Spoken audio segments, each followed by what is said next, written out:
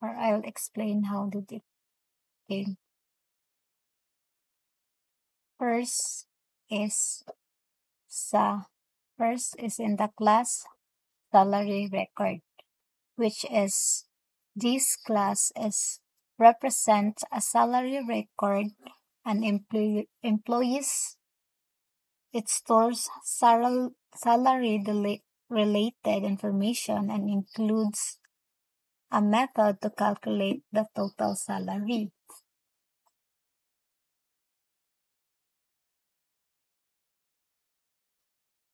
So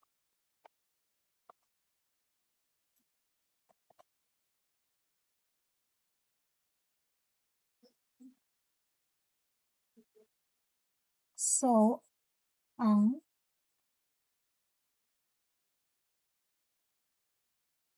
so next is kini mga public property. Each property is nagdefines a variable to store a salary related details. Ang string properties is ang salary ID, employee name, payment mode, and account number and bank. While ang decimal properties used for calculations like ang bonus, other salary, education allowance, house rent, medical, and basic salary. And the total salary. So kini nga method is kanang this method is to calculate the total salary by adding all the salary components.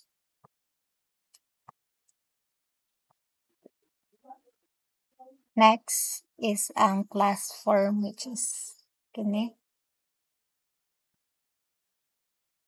And private salary record as new list of salary record, which is this class represent the form of UI and Windows Forms application where user can interact with the salary records. Well, ang salary record is ang list that stores a multiple salary records.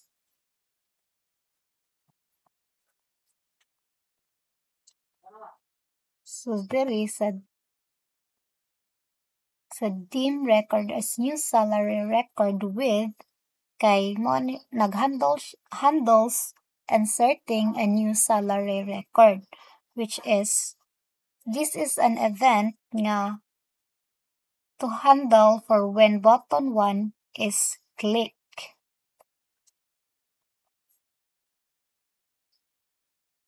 Next is yes kini, and also kini is this creates a new salary record, which is an objects and assigns values from the text boxes, while ang decimal parse the text box, the text is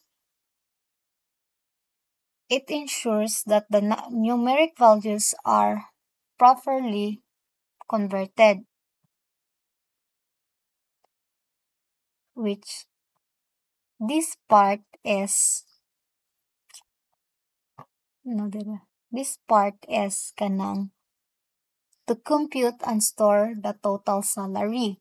So it calls the calculate total salary to compute the total salary, while adds the record to the salary record list. Then ang text box it displays the total salary and formatted as a currency or C, while ang message that this shows that the message is success.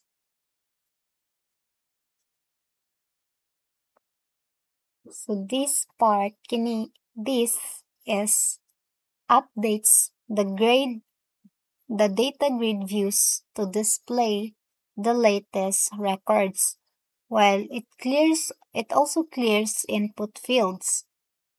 So next is this one, the private sub updated data grid view, which is it refreshes the data grid views to show updated records. Same as earlier, ang kini nga part, this part is searches or previously is for inserting, while next is for search. So it searches for a salary record by using the salary ID. So ang button 2 is event for handling. So next is ang kini nga part is nag-finds the first record and salary records wherein salary ID matches the text box, the text, or it returns nothing if it's not found.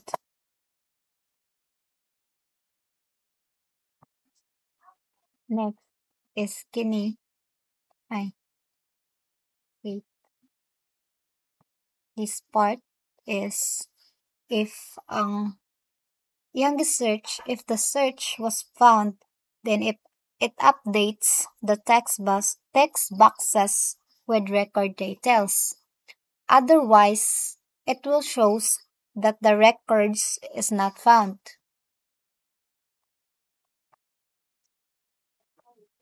So next is ang private sa button 3, sender as object. So this part is updates an existing records, which ang kanang button 3 that click and button 3 that click is it is the event handler.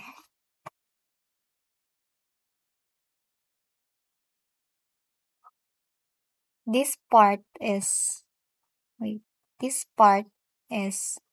for searches or searching for an existing record by using the salary ID. This is same as previous if it says that if updates record values from the text boxes, while recalculates also the total salary.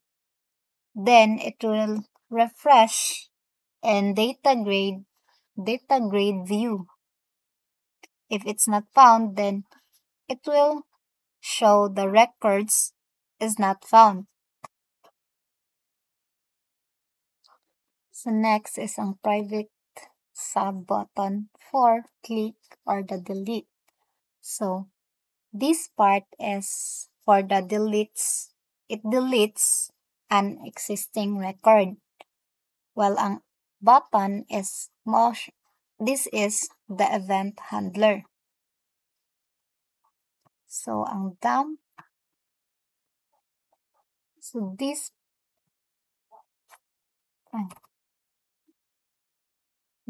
part is for finding and removing the record. So it searches for the salary ID in salary record. If found, then it removes it from the list. Then it clears the input and it will say the records is not found.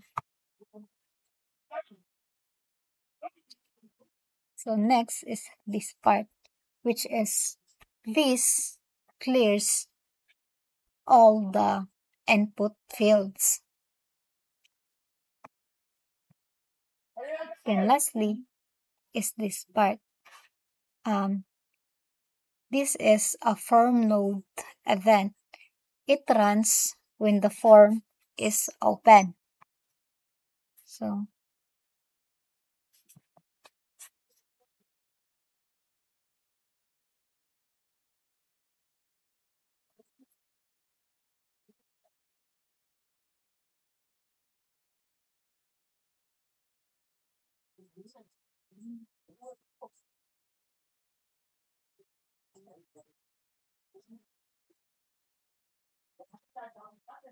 basic summary is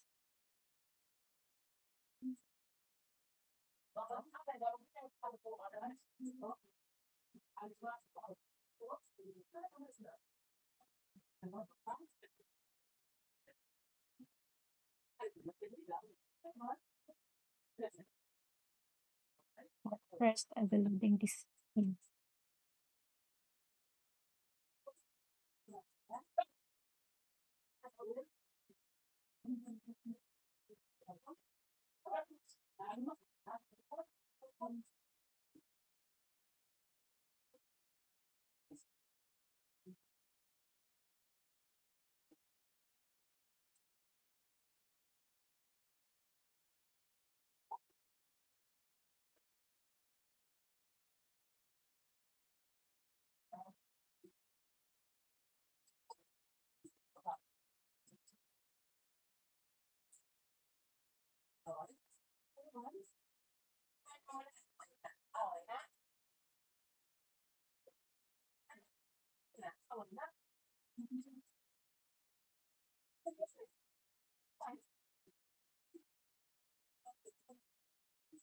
Then if we insert, it will shows the total salary.